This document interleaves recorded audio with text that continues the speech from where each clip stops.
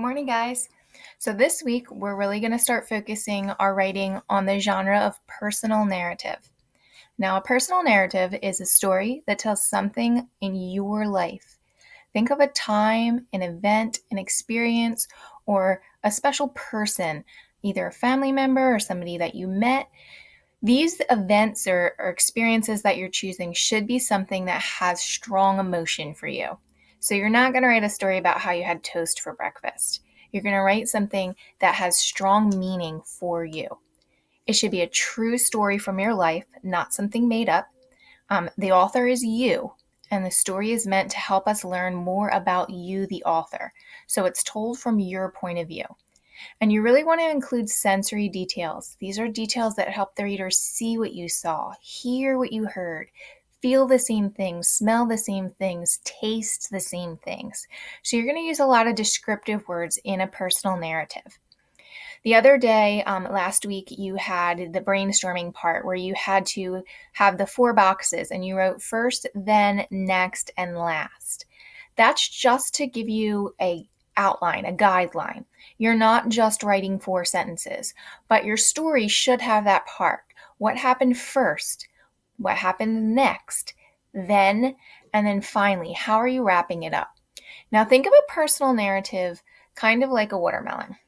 Your life would be the whole big green watermelon. And then it could be cut into slices. So maybe a slice is your event, a trip to Disney.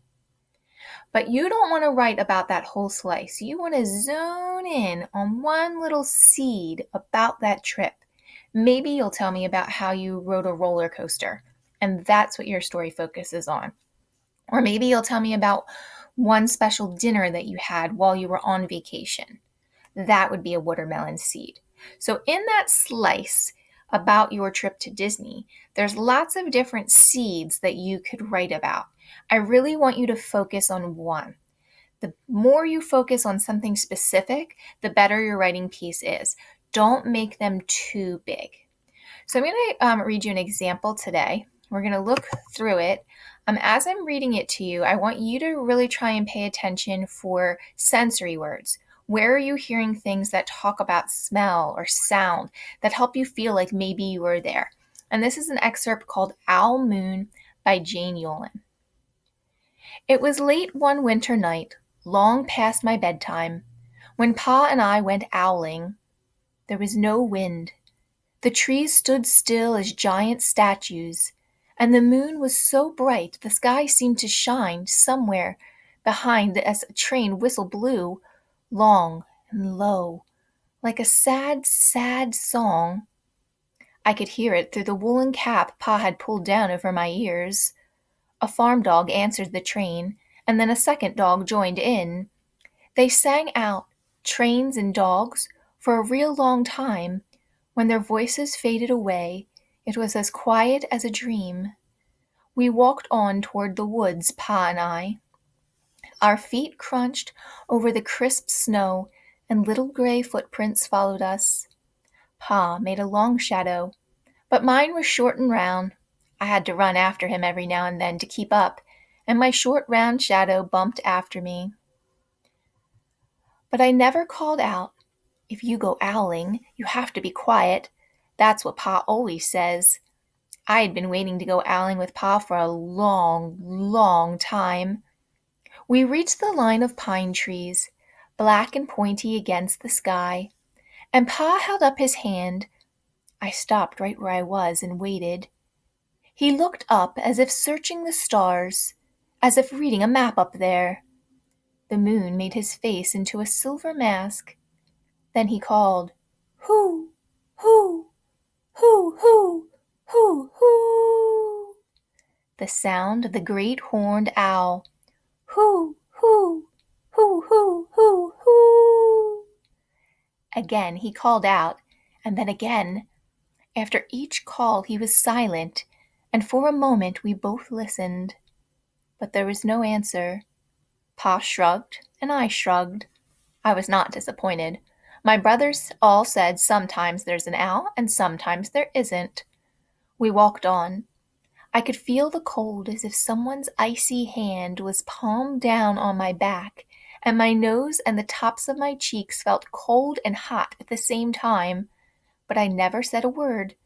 If you go owling, you have to be quiet and make your own heat. We went into the woods. The shadows were the blackest things I had ever seen. They stained the white snow. My mouth felt furry, for the scarf over it was wet and warm. I didn't ask what kind of things hide behind black trees in the middle of the night. When you go owling, you have to be brave. Then we came to a clearing in the dark woods. The moon was high above us. It seemed to fit exactly over the center of the clearing, and the snow below was whiter than the milk in a cereal bowl. I sighed as Pa held up his hand at the sound. I put my mittens over my scarf. I put my mittens over the scarf over my mouth and listened hard. And then Pa called, "Hoo, hoo, hoo, hoo, hoo, hoo, hoo, hoo, hoo, hoo." I listened and looked so hard my ears hurt and my eyes got cloudy with cold. Pa raised his face to call out again, but before he could open his mouth, an echo came threading its way through the trees. "Hoo, hoo, hoo, hoo, hoo, hoo." Pa almost smiled. Then he called back, "Hoo, hoo, hoo, hoo, hoo," just as if he and the owl were talking about supper, or about the woods, or the moon, or the cold. I took my mitten off the scarf off my mouth, and I almost smiled too. The owl's call came closer. From high up in the trees on the edge of the meadow, nothing in the meadow moved. All of a sudden, an owl shadow, part of a big tree shadow, lifted off and flew right over us. We watched silently, with heat in our mouths, the heat of all those words we had not spoken. The shadow hooted again. Pa turned on his big flashlight and caught the owl just as it was landing on a branch. For 1 minute, 3 minutes, maybe even 100 minutes, we stared at one another. Then the owl pumped its great wings and lifted off the branch like a shadow without a sound. It flew back into the forest. "Time to go home," Pa said to me. I knew then that I could talk. I could even laugh out loud. But I was a shadow as we walked home. When you go owling, you don't need words, or warm, or anything but hope. That's what Pa says. The kind of hope that flies on silent wings under a shining owl moon. So I hope that you enjoyed this personal narrative. It's an account of an experience of a little boy the first time his father takes him out very late at night to go see an owl. And he does a lot of description of sensory words so we can get the feel that he's cold. We can hear the sound of the snow. He also does a good job at using some figurative language in there, some similes and some metaphors to really help us visualize. So when you're writing a personal narrative, it's not a set number of paragraphs. It's not the same as an essay. Some will be short and some will be long. It's your story, but it should have events first, then, next, and finally. It should have figurative language. It should include sensory details so that we can feel like we're there with you. You're going to be practicing all week doing different pieces. It's going to be your choice. You can start one piece, and then as I do a lesson, or as you learn more, you can go back to that same piece and make it better each day. Or you can do a different piece each day and just try and improve your writing skills with a new piece. But what I would like you to do is have a piece completed by the end of the week that you would like to share with the class.